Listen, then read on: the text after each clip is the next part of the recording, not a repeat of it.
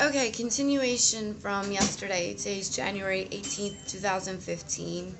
Um, Thank you to the people that have viewed my video, and thank you to the person that left me that very nice message. I don't know who you are, but thank you for your support. I'm going to be talking today about the VA and the military and the unjustified way that they let our men and women fall through the cracks. My husband was suffering from severe PTSD. It was noticed by his commanding officer and his officer over him. There was a couple incidents where my husband was briefed on adjusting his attitude, which was a kind way of saying, you have PTSD. But they don't like to label it as PTSD because they'd rather keep their numbers in soldiers rather than admit that that soldier is of no more use to them. But if the military was to properly help our soldiers, I think that more men and women would be of more use to our military.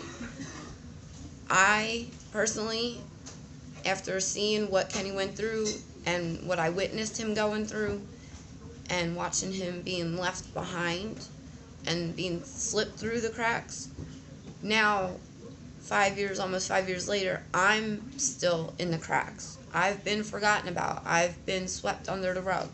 I feel like the military feels like Kenny was just a number. It was a casualty, and my fight with the VA is that, was he line of duty? Well, yes, he was line of duty. He was getting ready to be deployed back to Afghanistan. So that's still considered to be active duty. Was he killed in the line of duty over in war? No. But he was still active duty when he was murdered. Too many men and women are just going unnoticed. Their symptoms are being unnoticed. They get 30 days when they come home from war to readjust back to normal society, to a loss of jobs. There's no jobs for our guys or our women when they come home. A few lucky ones do find work, but not very many, which is why I think it gets to them more, because they try to come back from a war zone and readjust to civilian life, and it's hard on these guys and women. This right here is a picture of my husband in his dress uniform. I have quite a few pictures of him. The military didn't even want to bury my husband in his uniform. My mother-in-law and father-in-law had to go out and purchase another uniform, a dress uniform, to bury him in. He wasn't given an honorable burial, which I think was distasteful of the military, because for the 15 months that he was over there and risking his life, he went above and beyond the call of duty. Now, 5 years later, I'm still fighting the VA. They claim that it wasn't active involved, but it was, because he was still in training to go back to Afghanistan for another tour.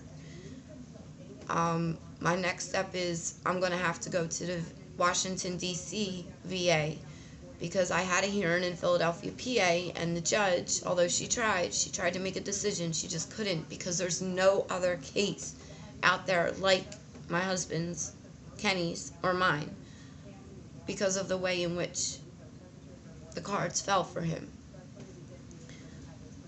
I'm going to keep fighting. If I should have to go to Washington, D.C., I'm going to try and get as many people behind me. This message is to military widows. My heart goes out to you. I understand what you're going through. Believe me, I do.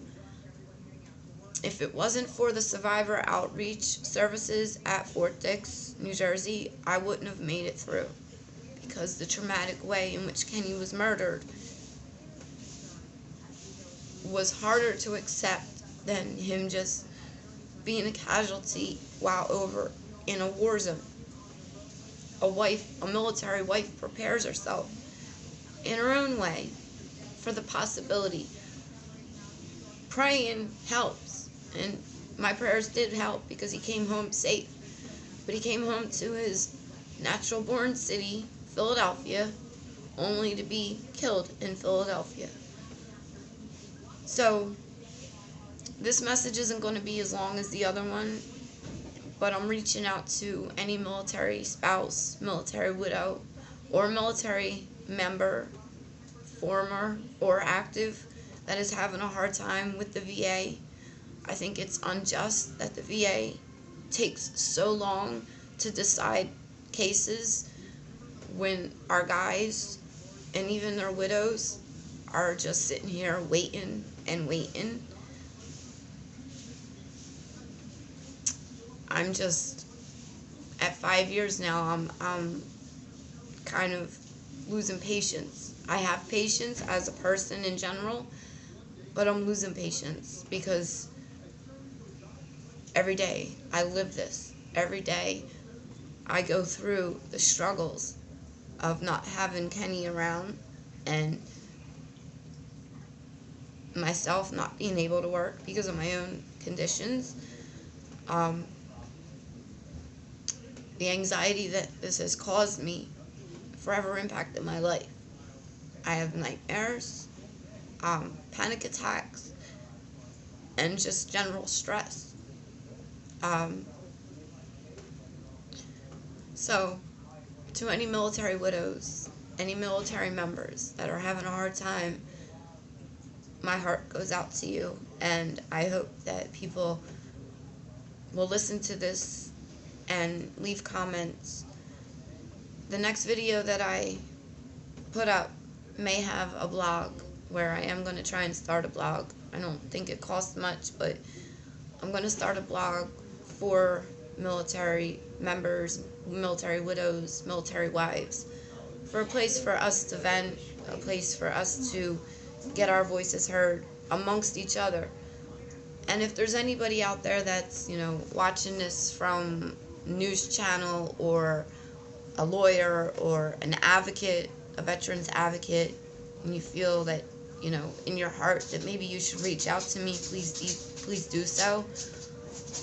I'll accept any advice as long as it's helpful to my situation. I don't want any negative comments because, like I said, nobody really knows who Kenny was. When he would walk into a room, he was the life of the party. He would make anybody laugh, make anybody smile. And if you had a bad day, he would find some way, somehow, to make you smile and make you laugh. He was just a natural goofball. But when it came time for his duties, he took them very seriously. I won't continue on about what my plans are for the future. I just know that with the VA case possibly coming up within a year, because they've had it since the end of May of 2014, that my case should be coming up soon, and I may have to travel to Washington, D.C. It would be nice to have a couple supporters behind me. I don't want to make this video long and drawn out. I don't want to lose people's attention, but where this is all coming from is from my heart, and it's coming with a lot of emotion and misunderstanding of why our military is leaving a lot of members behind. I'm still here. I'm still his wife. I'm his widow now, but I'm still his wife. And I'm going to continue to fight. I'm going to continue to be his voice. And if anybody would like to help me sign a petition, something for other service members that are still waiting, please just message me on here. I search YouTube regularly. I also search it for police brutality because I think it's a disgrace that some of these cops that are out there give good cops a bad name. And I still believe in my heart Josie does not deserve to have been rehired and then to receive all that back pay. He doesn't know what it feels like to miss a spouse at Christmas, at Thanksgiving, at Easter, or on your spouse's birthday. So that's pretty much what I have to say today. I don't know that I'm going to post every single day, but when something hits me or if I find something new, I will be posting it. I guess you could kind of say it's like a journal, but it's also me getting my voice heard. And what better way than on YouTube? So, like I said, anybody else that's had a complaint against Lieutenant Jonathan Josie, please message on YouTube. I think the more people that go up against him, more so than he already has against him, the better off we would all be. And if that cop loses his badge, the better the streets of Philadelphia would be. And again, my heart goes out to the Lewis family and the Guzman family. This is just me signing off. Lisa DeShields. Have a blessed day and remain safe. Thank you.